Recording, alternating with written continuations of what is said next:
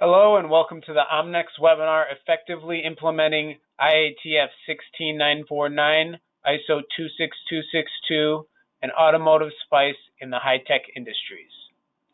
And today's presenters are Chad Keimel, who's the Omnex CTO and founder. Chad attended the General Motors Institute. Chad also holds master's degree in Industrial and Operations Engineering from University of Michigan and an MBA from the University of Michigan, where he graduated cum laude. He was a member of the Tau Beta Pi. Over Chad's successful career, he has served on the Malcolm Baldrige Board of Examiners and received numerous quality achievement awards. The second presenter for today is Greg Gruska. Greg is the Omnex champion for APQP, PPAP, FEMA, ISO 26262, Lean Six Sigma, and is a fellow of ASQ. Greg is an active writing member of the MSA, SPC, FEMA, and eFEMA manual subcommittees. During today's presentation, if you have any questions, please enter them into the questions dialog box, and Chad and Greg will answer them at the end of the presentation. The slides and the recording will be available to all attendees after the webinar. Take it away, Chad and Greg. Miles, thank you very much. Welcome, everyone.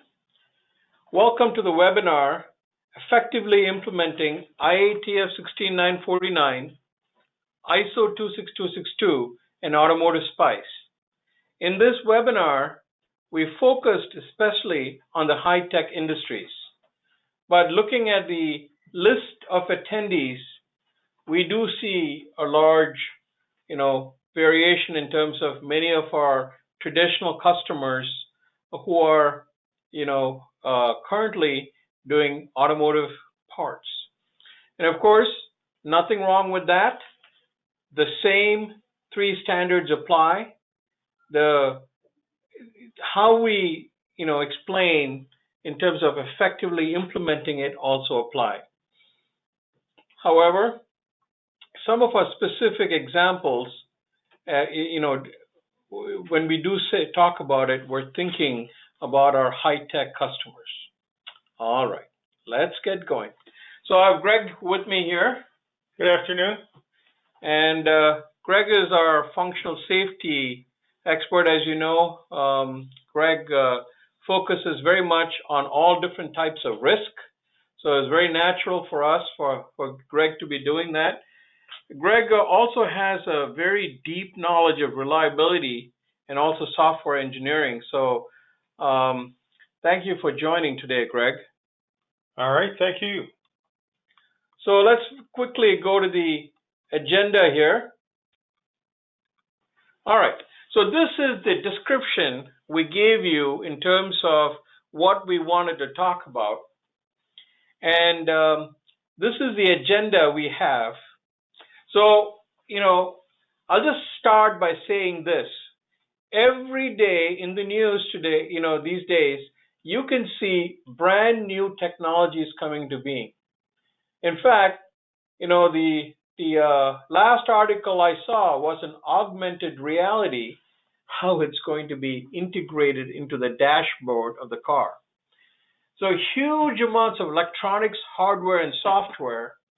And here we're also, faced with a certification scheme that's based on automotive parts. And let's talk a little bit about, maybe some changes that need to take place.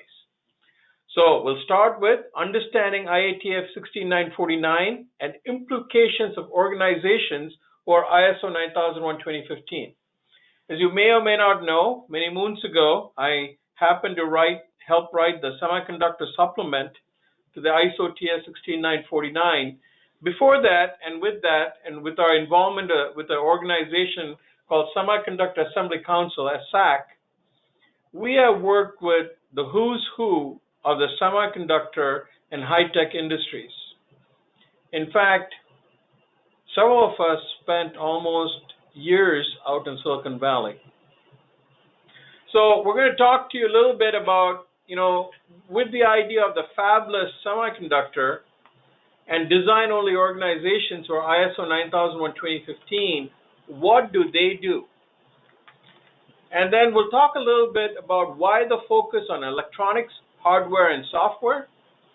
And then we'll talk about integration. Folks, integration is not the only thing. Workflows using web-enabled software is another key strategy that companies need to adopt, and we'll tell you why. With the automotive SPICE, the ISO 26262, and IATF 16949 in new product development, instead of IATF 16949, I probably should say APQP PPAP. It is indeed a very complex distributed network of development. How do we keep everyone on the same page if we really don't have software? So let's continue here. So just to create a level working field here, because we do know that many of you are from many different viewpoints. Let me just say, if you didn't know, we have the IATF 16949. Key to the IATF 16949, and key to understanding it is, of course, CSRs. Don't forget customer CSRs. And especially for our friends who are in hardware and software, you have so many customer CSRs. And so a strategy for how to work with the CSRs is key. And then there's also the rules for certification, which oftentimes Omnex integrates into our IATF understanding. You cannot forget the core tools. The core tools are absolute requirement, especially for the US customers, and variations of this apply for your European customers, many of whom will accept the 5 core tools. And along with that, of course, we'll go right into this. Just make sure I didn't skip anything here. There's a picture of the blue books, as we call them. Folks, you may or may not know, Greg here was instrumental in writing 3 out of the 5 of these manuals. And Dan Reed, also with Omnex, was the leader for all 5. As Dan often reminds me. All right. Now we have the IATF certification requirements. Here is, as you all may or may not know, IATF requires a site and a remote location. The site is defined as the having manufacturing in it, which of course, well, let's go through this. So if you want to get IATF certified, you need to have a manufacturing site. And this is a big problem for organizations, especially coming up with new technologies. Oftentimes, these are design organizations, Greg, and these design organizations, subcontract the manufacturing. And this is just the way it is. And the automotive industry really, has to take on these brand new technologies, and we'll tell you why. Because of that, this scheme really needs to be adjusted. Folks, I'll just also introduce to you Mr. Dave Watkins, our VP here, who's also with us. I know Dave likes to make comments now and then. I just want to give him the avenue sort of to comment on this. Along with one of my customers, I actually petitioned the IATF a little while ago, a couple of years ago, to no avail, with the idea that, fabless houses need to be able to adopt IATF 16949. But let me go on. So if you're just ISO 9001:2015 versus IATF, you have 281 additional shells, all right? Why I say that is to talk about the amount of additional requirements that apply to a company that's only ISO 9001:2015. So it behooves the automotive industry to have a certification for software and design houses that don't have manufacturing, right? Well, we'll tell you how we deal with that as Omnex when we work with companies who are fabless. All right, so the point here is IATF has significant additional requirements. So some points we need to make for those of you who have not supplied the automotive industry, who are still in the development stages of your product. Point number one, I'd like to, for the longest time, in fact, I don't believe the U.S., the United States of America, people understand how much improvement has taken place in the U.S. car. In fact, many of Omnex's customers today are in parts per billion. Folks, it didn't come by accident. It came by hard work implementing these different tools that we already talked to you about. And let me also say this. For the last 2 years, the U.S. cars have beat the Japanese cars in J.D. Powers. I don't know if you guys knew that, right? So here we are. This is the industry that's highly disciplined, that has a long life cycle, high-tech companies with the entrepreneurial, organizations that, started with this enthusiastic entrepreneur making many changes, coming up with a product, have to deal with. So there are two types of organizations Omnex deals with: the larger Silicon Valley organizations and this high-tech culture. And sometimes we see this high-tech culture in the larger organizations, Dave. Why? Of course, because many smaller organizations are acquired. So they acquire these highly entrepreneurial organizations in their midst. So it's a kind of a little bit of a hodgepodge in these larger Silicon Valley organizations. A couple of comments we want to make. In the high-tech culture, they started entrepreneurially, grew to a few hundred, and then thousands, because their product was far superior to the other products out there. I like to tell people the only industry where 4 or 5, whizzes in design can become a large organization. And there's many, many, many organizations out there that you can really comment on. I mean, look at NVIDIA. Look at how fast NVIDIA, but there's many, many examples. Product groups in high tech do not work together and communicate well. So when we work with these organizations, what we often find, the ones that have grown from 40, 50 to 1,000, they're actually, they used to work well because they were small and they all used to talk to each other. Now they're isolated. They're doing ISO 9001. ISO 9001 is looked at with disdain by top management. And the old ideas of ISO 9001 with the idea of documentation is still prevalent. And they don't really see it as value added. They lack disciplined problem solving, lack change management. How about the large Silicon Valley companies? Well, large Silicon Valley companies, I am not quite sure how everybody is similar, but I like to joke and say that in these companies, if you turn around and spit, they'll tell you in the work instructions or procedures, they have procedures which are 40, 50, 60, 70, 80 pages long. They'll tell you what should be the trajectory, how long it'll take to hit the floor, and how much dust should come off. I like to joke and say the only person who reads those documents are really the writer. Who else has the patience? Organizations are siloed, and of course, processes do not move quickly. It's a conundrum because here we are in Silicon Valley. Things are supposed to move quickly, but now that there are a few thousand people, now we're talking also 30,000 people and on up, it just moves at a snail's pace.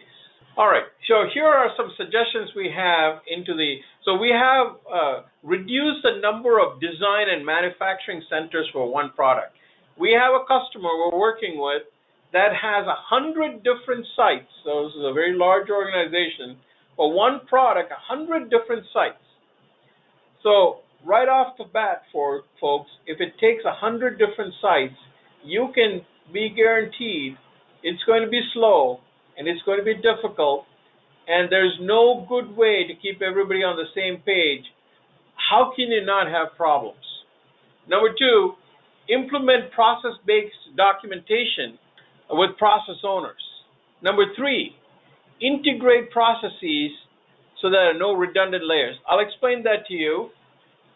So some of you listening in have adopted functional safety, and you have adopted functional safety sort of like the OEMs. I mean, IATF has no mention of functional safety. Why? There's a whole other group who have been charged with top management to do functional safety.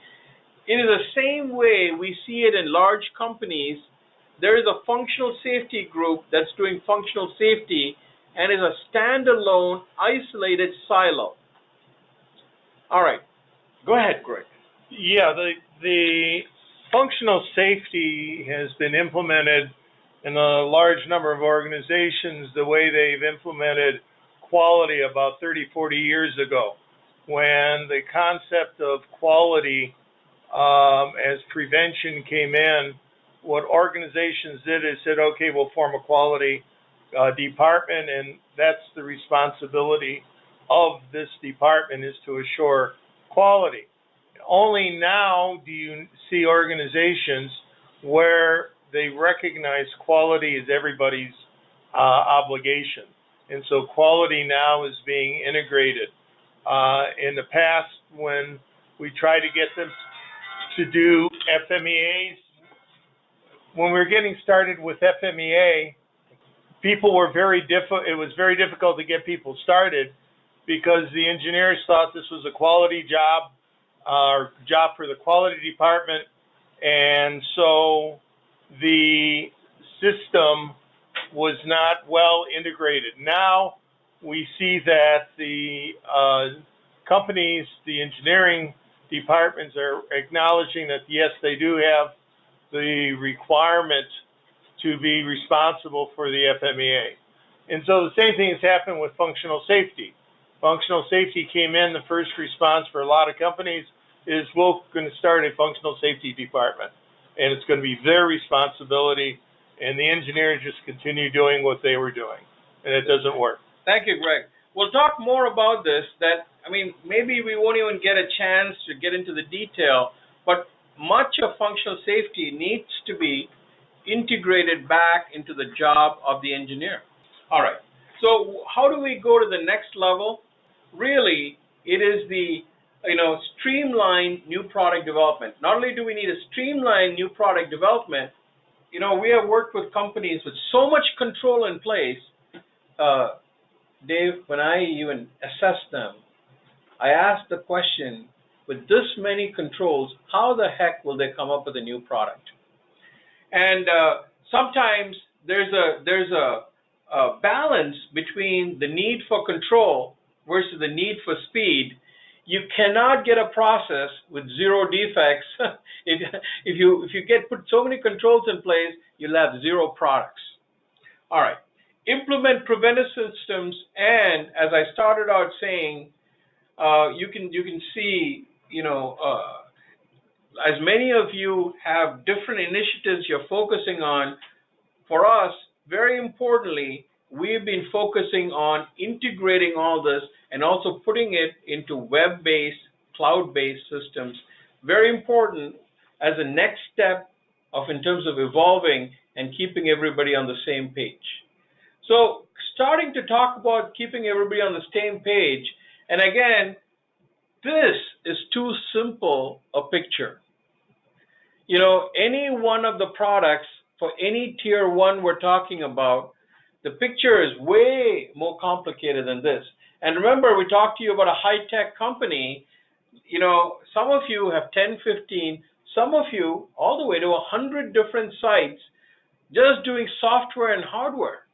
And you're coming up with a safety product, and so we got all this APQP documents, you have the functional safety documents, and you have automotive spice. So since we have engineers working in some of these companies, what they told me is, when they do a phone call from North America involving European design centers, the Chinese counterparts, and the Indian software engineers, they find everybody's working off different set of requirements. Something as basic as that, if you start like that, it's just calling for a disaster in the making. So the coordination of design and manufacturing with the tremendous exchange of information, forms, and checklists is not possible without technology. All right, let's talk now, segue into the current automotive market and try to understand what's going on. I'm not going to dwell in great depths here, except the e-car is on, and electric vehicles are just something that's going to happen eventually, whether we like it or not. The India. Yeah. We were looking at, I don't know if you saw this, India is saying they will go all electric by 2030. I did see something in China also to that effect. And folks, we ourselves are working with a couple of different, including new Chinese OEMs who all want to go, electric, with electric vehicles. Then what is happening? Autonomous cars. The race for autonomous cars is on. And let me just tell you this, in my own family, I thought, you may have heard from my introduction that I'm ex-General Motors. Even in my own family, I'm getting a lot of pressure for a Tesla. So this autonomous car and the idea of the autonomous car and the idea of technology in cars is the race is on. Then, of course, the autonomous braking and improving safety in transportation, all this is increasing the amount of hardware and software. This is actually an old slide. The amount of, new, we'll show you one more slide here in terms of, look at the data on electronic content increasing in cars. Folks, that's why the people in Silicon Valley are super interested in this market, because it's a market which now more readily to accept new suppliers, and number two, huge volumes. All right. Along with this, what do you expect? That software is a problem. For those of you who are listening in and I looked at IATF 16949, why do you think IATF 16949 is focusing on embedded software? Really, it's because software is becoming more and more the reason for recalls. And then also, just wanted to let folks know, the new ISO 26262 standard, Part 11, right, Greg? The new Part 11 is focused on some IC chips. All right. So this now suddenly you understand this autonomous cars, autonomous braking is driving really the embedded software. Though there's functional safety that's in IATF 16949, it's really not talking about ISO 26262. All right. This functional safety applies equally to mechanical parts.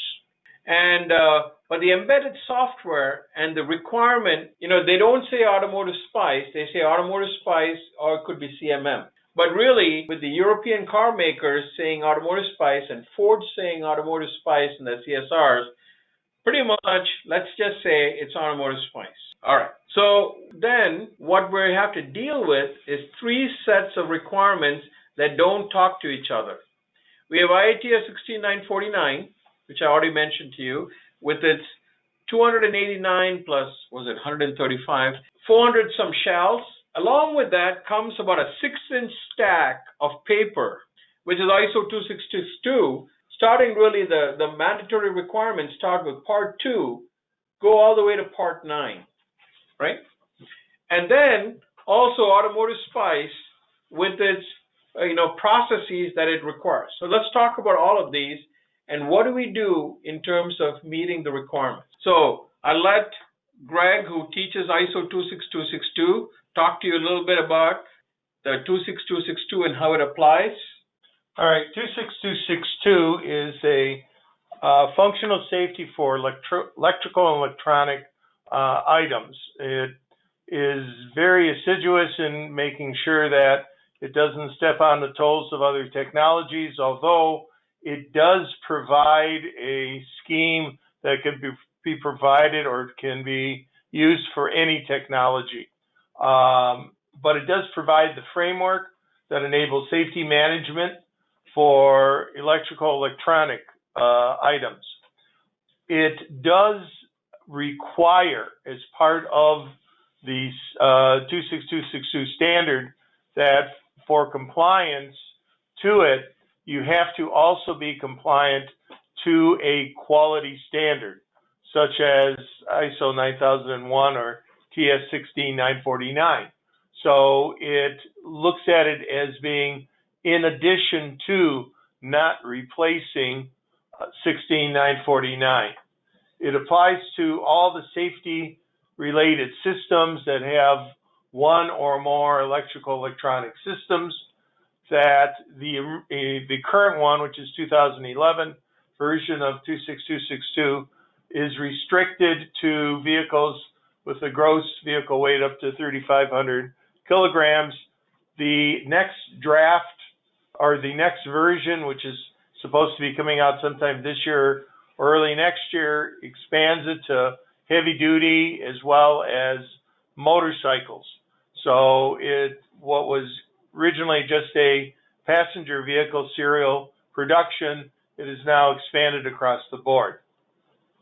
Great. Could you? Yeah, hang on one second. All right. It only looks at hazards which are caused by malfunctions of the electrical electronic systems. It doesn't look at the nominal performance. It expects that be handled by the normal quality management system, which will become more and more important, especially with autonomous vehicles, because with currently, you always have the driver as a fallback on it. It does look at the entire life cycle, so not only does it talk about the design, but it also has requirements for production, although it assumes you're going to have a quality management system for that, as well as collecting data from the field and the final recycling. So it does provide a automotive specific. It's got the looking at it from an automotive manufacturing base to determine the safety integrity levels. It has, they're called ASILs, automotive safety integrity levels, and that are geared for the automotive industry. And again, looking at malfunctioning behavior. Okay, so the one thing we can say, even though ISO 26262 is focused on, it's specific to automotive life cycles, it is evident that the folks who are writing IATF and 26262 and Automotive Spice are not talking to each other. So let's make a couple of comments here. Part 2 and Part 8 really talk about, you can think about it, talk about processes. I'm going to bring that up as quality management systems processes. Part 3 is unique. Part 3 does something called item definition. Part 3 is item definition, HARA, and functional safety concept. That's very unique. In fact, you can only do that at a system level. Of course, if you are, doing a software development or a hardware development, you can do something called a SEOC. Safety element element out of context. All right. So that's what we do instead of the concept phase. And that is if you're coming up with a general purpose product for the entire industry. And go ahead, Greg. Yeah, you're saying that the Part 3 is unique up to a point. It provides more detail. It's equivalent or maps into APQP Phase 1, the concept phase. Absolutely. And in fact, because we're all about integration, when you define the voice of the customer and you do the HARA, we help you populate the DFMEA. And because especially at the system FMEA level, there's relationships between that you have to maintain. That's why the HARA cannot be done in isolation away from the requirements definition and the DFMEA or the system FMEA. Go ahead. The other thing about the integration, even 26262 does have that as part of its system. If you notice parts 4, 6, that arrow right in the middle of the graphic, that is the hardware-software interface. And so the writers of the standard realize that you just don't have hardware by itself and software by itself, but the development has to be integrated together, starting with the systems level and then continuing on to the hardware and software. So continuing on, Part 4, Part 5, and Part 6 either applies to you or to your supplier. Part 4 is for system developers, system subsystem, or let's say even component. The hardware is really thinking about hardware from an electronic hardware viewpoint. And then, of course, you have software. And you could be doing it internally, you could be doing it externally. You could actually have an internal software development group and external software development group. All of them get implicated. And then, as I mentioned, Part 2 talks about business processes, or if you want to, as people always commonly call them, QMS processes, quality management system processes. You also have supporting processes in Part 8. Then, of course, Part 9 has some very detailed language on how to do something called decomposition and some safety-oriented analysis. All right. So there's IATF 16949 with the core tools, along, laying out a general framework for how the company should function. We have ISO 26262 that takes a deep dive and has overlap in both with IATF and APQP and new product development. I do want to say one thing. Let me just tell you, for example, whereas design control. What is design control? And suddenly my brain goes blank. 8.3, design control, product and process design, says you have to have requirements. When you go to Part 8, it'll tell you in detail 7 or 8 requirements, 7 or 8 descriptions of how requirements need to be there, how decomposed it needs to be there, how it needs to have measurable qualities to it.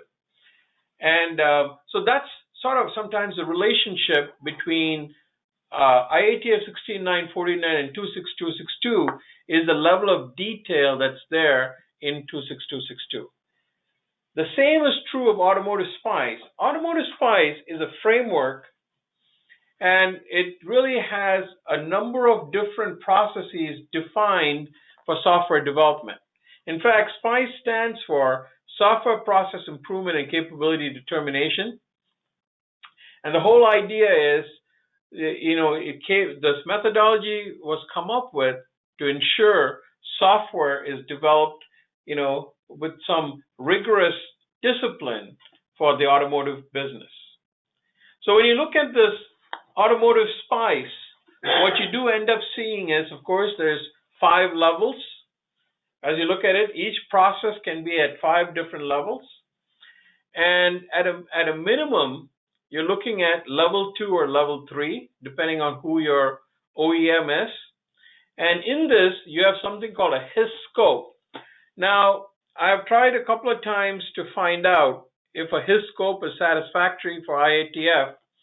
I've not had a clear enough answer from the IATF on this, but here is the Automotive SPICE general world of requirements that need to be there. All right. So what are the implications of IATF 16949? Let's say of these standards for design only. If you do only design, here are suggestions what a fabulous design organization should do. You cannot be IATF, so you need to adopt all the IATF requirements relevant to your company on an ISO 9001:2015 certified base. Adopt the core tools, Automotive Spice or software, and ISO 26262 for safety products. Then we have software organizations with no manufacturing. And what should software organizations do? Be ISO 9001:2015 certified, Automotive Spice, and Part 6 for ISO 26262. And software organizations with manufacturing, if you have manufacturing, then you can be IATF third-party certified, Automotive Spice, and ISO 26262, Part 6 and Part 7. All right. So, folks, I'm going to pause there for a second and allow you to ask questions that you may want.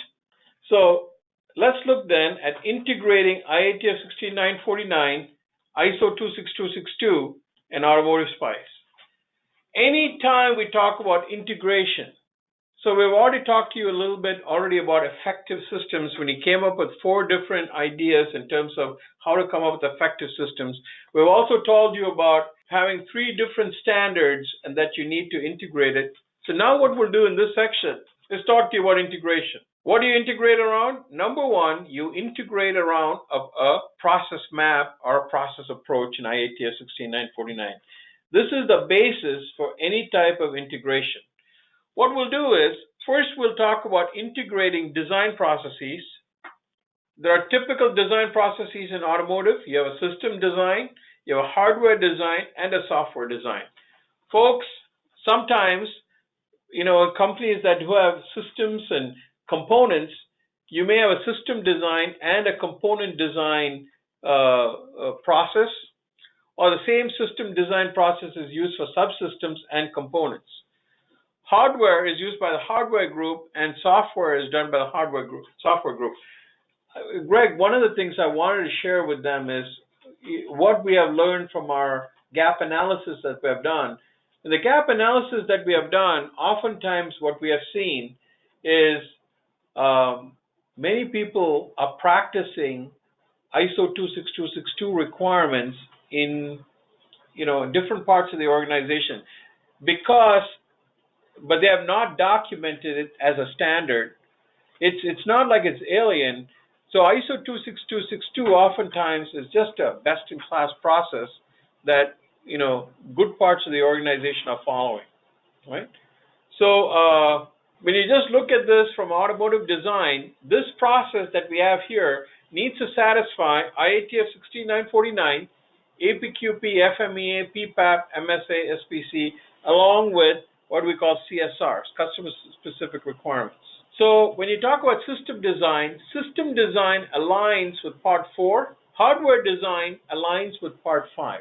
Whole different parts of the standards which are just focused on hardware and software. Software design is Part 6. So go ahead, Greg. Even though you're absolutely correct that those are the talk here.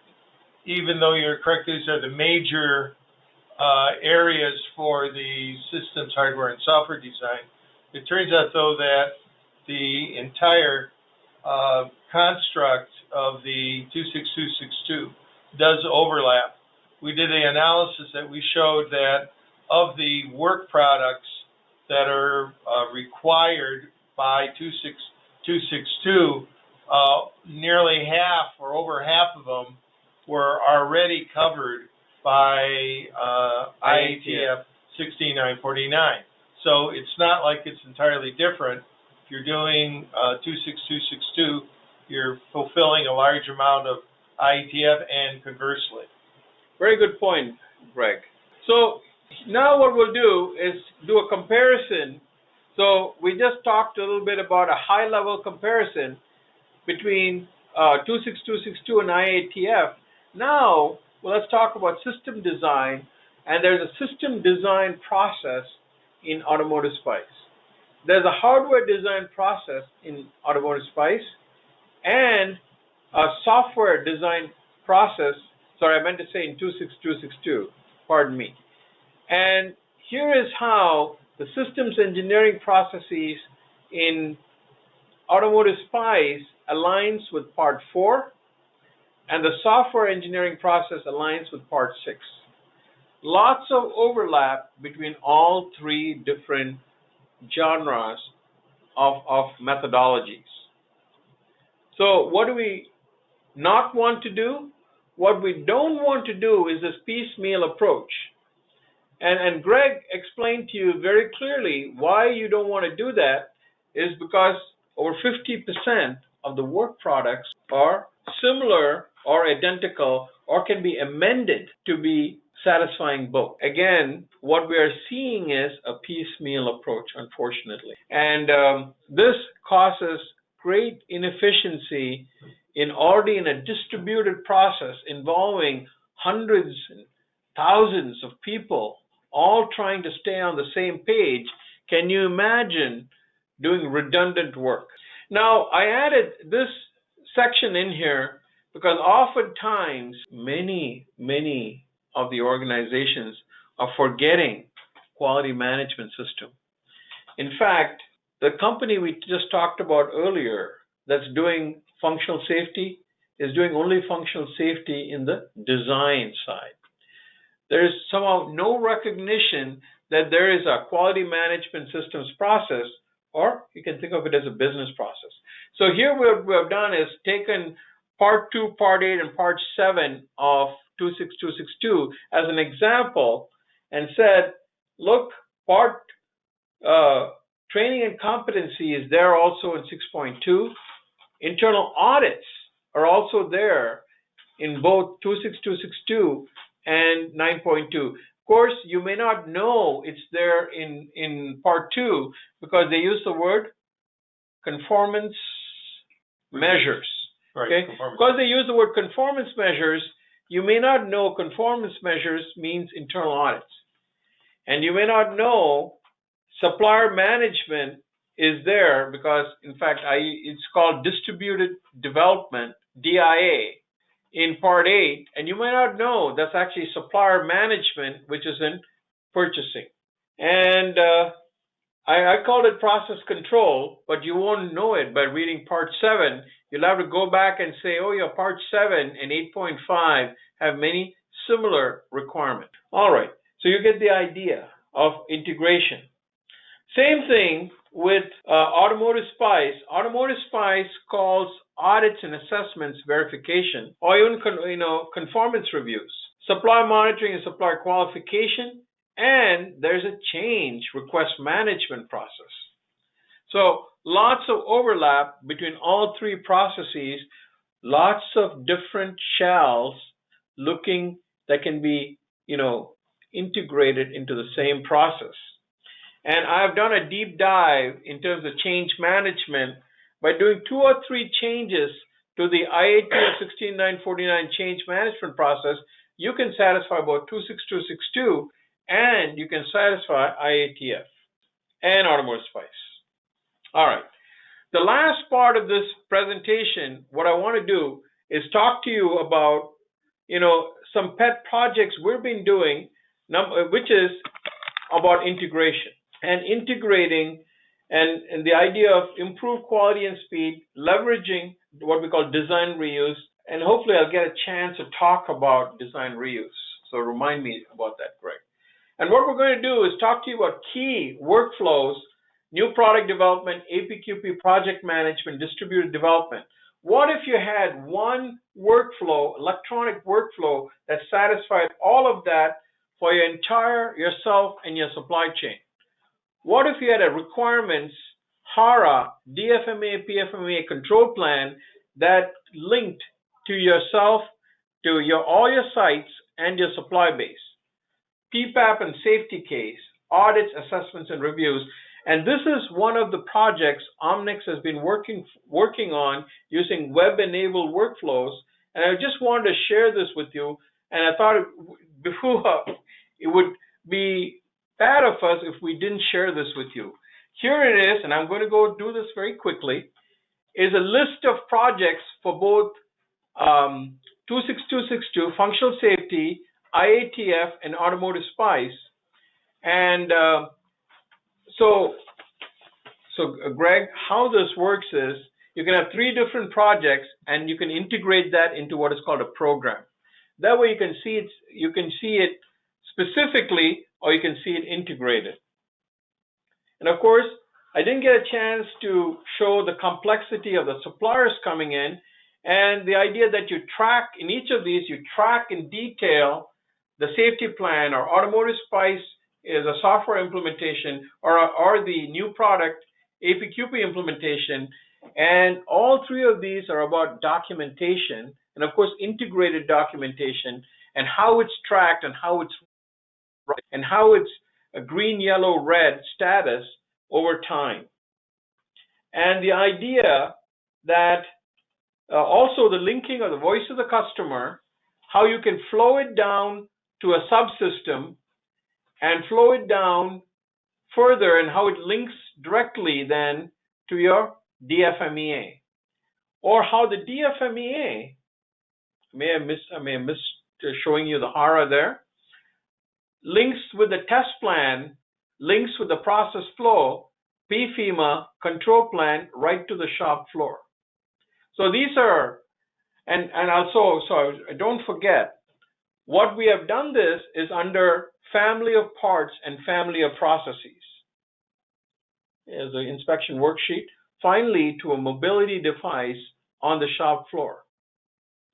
And the idea of integrated audits, auditing all 3 of these in the entire entity structure of the organization, from corporate all the way to the sites. All right, so that's what I wanted to talk to you about today in terms of, effectively implementing IATF 16949, ISO 26262, and automotive spice. What I'd like to do next is give you a few minutes, few seconds actually, to ask any other questions, and then what we'll do is we'll go to the summary of the presentation, and then we'll take Q&A. Folks, let's go on to questions here. We have about a dozen questions. Greg, why don't you take this one on? Automotive spice. We already told you what automotive spice stood for. What does CMM stand for? CMM stands for Capability Maturity Model. It is a strategy which was initially developed at Carnegie Mellon and has been expanded from pure software to now they have different models for different technologies. So second question, maybe I'll take this on and you can add to it, Greg. Do wire harnesses fall under ISO 26262? And the answer is yes. But, we cannot just say yes, because it depends on the wire harness. So typically what happens in ISO 26262 is you have to do a HARA, and in the HARA you'll identify your the hazards, and then you'll come up with your safety goals and safety requirements, and then you have to do a deployment down the bomb. So definitely I can see without any, I can say unequivocally that the wire harness is going to get implicated in a ISO. Yeah, I guess that would be the major. Well, first of all, do you have to do 26262 for your wiring harness? And the answer is yes, if your customer says you got to be compliant to it. So, second is that the question, do you have to do anything extraordinary? And that gets to what Chad said. If a malfunction of that harness could cause a hazard being very specifically defined as injury to a human being. It doesn't care about the car, or the dogs, or the cats. It's human beings. If the answer is yes, then you would probably have to do. I'll just say this: it could be a human being on the road, Yeah, any kind of human being. Not just the internal of the car. It could be somebody who's standing on the side of the road. Right. Because you can see autonomous cars, plowing into a grocery store. Human-driven cars. Yeah. So, all right. So I think we answered that question. I'll just say this, which I meant to say during this webinar, that ISO 26262 is different from everything else in that it'll come to you through your RFQ. Okay? IATF 16949 and Automotive Spice is out there as a standard, and you have to do it if you have embedded software or if you have a part that goes into a car. But automotive functional safety right now is requested by the customer. We go on to question number 2, which I don't fully understand. When is the other 2 requirements mandated in the automotive industry with embedded software process? So embedded software, if you have embedded software and you're being IATF 16949, you have to be Automotive Spice, okay? Or CMMI.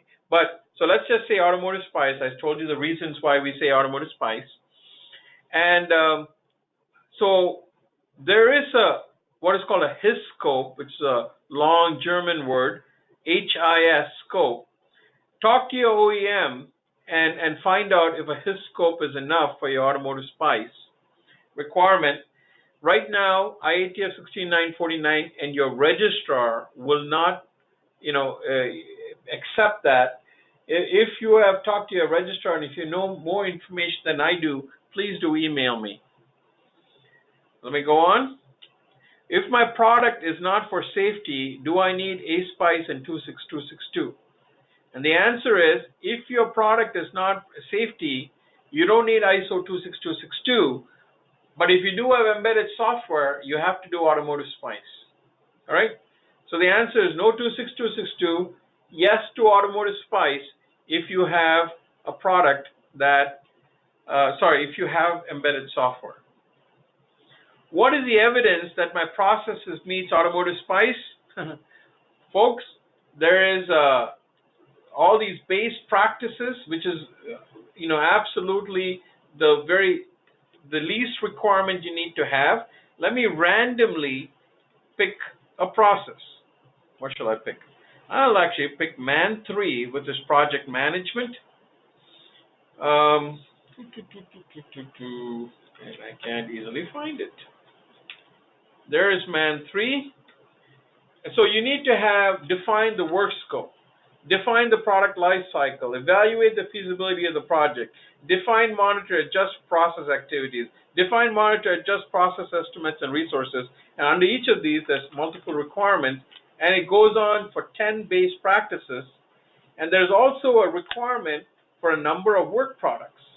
For example, corrective action register, tracking system, risk management plan, risk mitigation plan, and so on and so on and so on. So Automotive Spice is very detailed, and of course, if you get the base practice, what level are you? It's level 1. So there are, as we mentioned to you, there are 5 different levels that go from performed, managed, established, predictable to innovating. All right, let's go on. So in the end of the day, you need to get a gap analysis to Automotive Spice or assessment to find out at what level you have, and you need to have an implementation.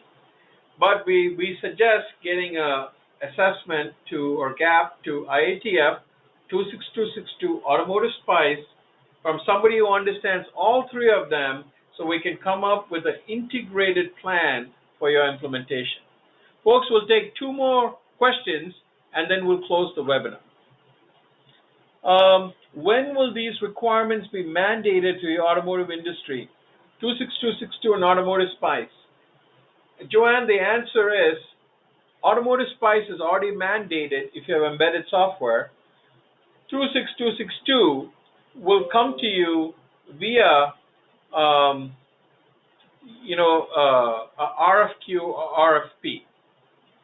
Let me take the last question here. We are a startup developing a platform for Tier 2 suppliers.